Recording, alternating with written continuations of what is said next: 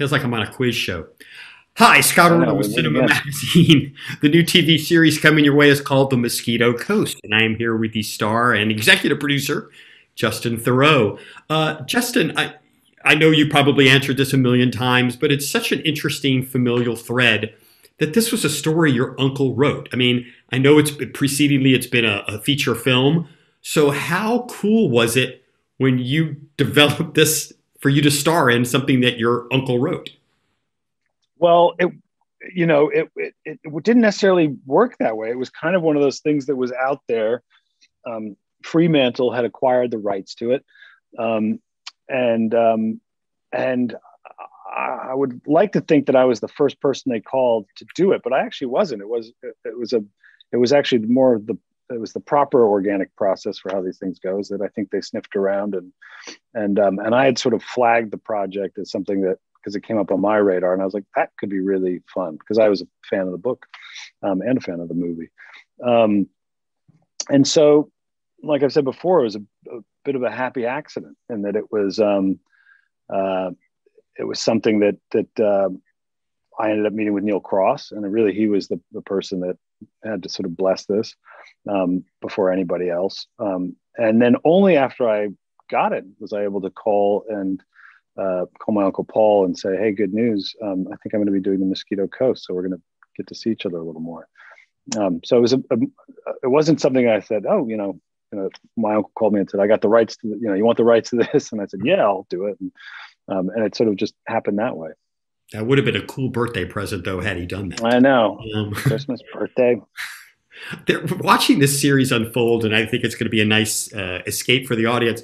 There's a little bit of MacGyver in your character, in that he is so handy with everything that he kind of comes in contact with, from developing, being an inventor. Oh, I can twist this and turn this into that. How much does that apply to your own skill set? It doesn't. I mean, I'm listen. I'm handy. I'm not completely useless with a toolbox, but I'm definitely. I don't have the level of technical expertise, or I think the IQ that the character Allie Fox has. He's an inventor and a person that's far above my pay grade as far as creating things and making things with his own hands. Um, so yeah, I share his admiration of it, but not his abilities, I guess. And you grew up in Washington D.C., so I would say a city boy, like most of us. So when you Mm-hmm. get a script, especially in episode 3, as people are going to see, where you literally spend the entire episode wandering the deserts, Yeah, how interesting experience was that for you? I mean, I'm sure where normally they make you look as pretty as possible, this was throw dust on you.